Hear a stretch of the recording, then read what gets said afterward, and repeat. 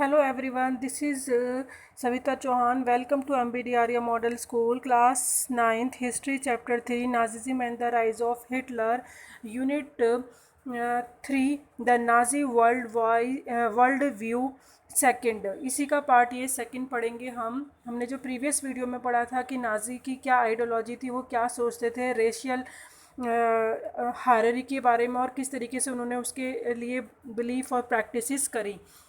इस वीडियो में हम देखेंगे कि किस तरीके से उन्होंने जियो पॉलिटिकल कॉन्सेप्ट को आगे बढ़ाया। The other aspects of Hitler's ideology related to geo political concept of Lebensraum. Lebensraum means होता है दैट मीन्स लिविंग स्पेस। दोनों का ही आप मतलब समझ सकते हैं, लेबनश्रम और लिविंग स्पेस के। जब हमें रहने के लिए कोई जगह चाहिए तो इसकी क्या आइडियोलॉजी थी, ये ऐसा क्यों कर रहा था। He believed that new territories had to acquire from settlement, यानी हमें अब एक नए टेरिशरी नए एरिया की ज़रूरत है सेटलमेंट होने के लिए। अपना एरिया तो है ही लेकिन उसके साथ अगर हम दूसरा एरिया भी एक्यूपाई कर लेते हैं तो उससे हमारी जो टेरिटरी है उसका जो एरिया है वो बढ़ जाएगा। लिविंग स्पेस के लिए अब हम जिस तरीके से अपनी पावर बढ़ा रहे हैं, हमें स्पेस चाहिए, तो इसी को चलते हुए वो आगे बढ़ता है। He believe that new territories had to be acquired for settlement, this would enhance the area of the mother country, यानी अपनी कंट्री तो है ही mother country, while enabling the settler on new lands to retain in intimate link with the place of their origin. Retain means जैसे कि आपको बताया था किसी वस्तु को रखना, और इंटीमेट मीन्स होता है किसी के साथ जब हमारे संबंध अच्छे होते हैं। तो यहाँ पे जो अपने सेटलमेंट के लिए जो न्यू लैंड की उनको ज़रूरत थी, तो अब वो प्लेस उसको सर्च कर रहे थे। It would also enhance the material resources and power of the German nation.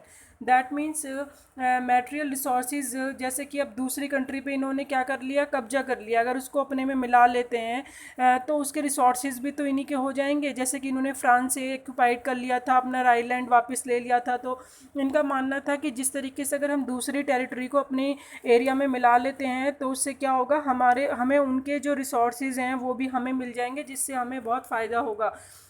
इसी के चलते उन्होंने क्या करा, आगे अपना एक प्लान बनाया। Hitler intended to extend German boundaries by moving eastwards. इसी के चलते हुए ईस्ट की तरफ, जब आपने देखा था कि पोलैंड पे ये क्या करता है, अटैक करता है, और पोलैंड के बाद जो इसकी एक ब्लंडर मिस्टेक होती है, बहुत बड़ी हिस्टोरिकल मिस्टेक होती है, वो किस पे इसके बाद करता है, पोलैंड के बाद ये सोवियत यूनियन पर अटैक कर देता है, जिसकी वजह से हार भी जाता है। तो ये इसका एक प्लान होता है कि किस तरीके से मुझे दूसरी टेरिटरी से अपने आप को स्ट्रॉन्ग बनाना है, तो किस तरीके से, क्योंकि लिविंग स्पेस हमें इंक्रीज़ करना है और अपना जर्मन का जो एरिया है उसे स्ट्रॉन्ग बना के जियोग्राफिकली उसका प्लेस बढ़ाना है। तो ईस्ट की साइड वो अपना ईस्ट लैंड की साइड मूव होता है to concentrate all German geographically in one place से, ताकि उसका जो जर्मन वाला पार्ट है वो स्ट्रॉन्ग हो जाए, उसका टेरिटरी बढ़ जाए।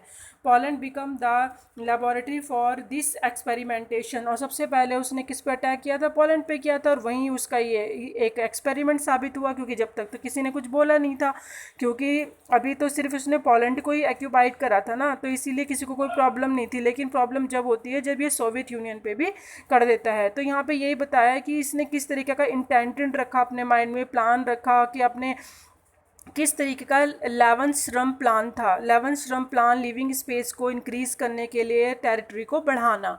ठीक है, तो ये अब हम नेक्स्ट वीडियो में पढ़ेंगे रेशियल स्टेट, किस तरीके से उसने स्टेट बनाया अलग अलग जातियों के हिसाब से।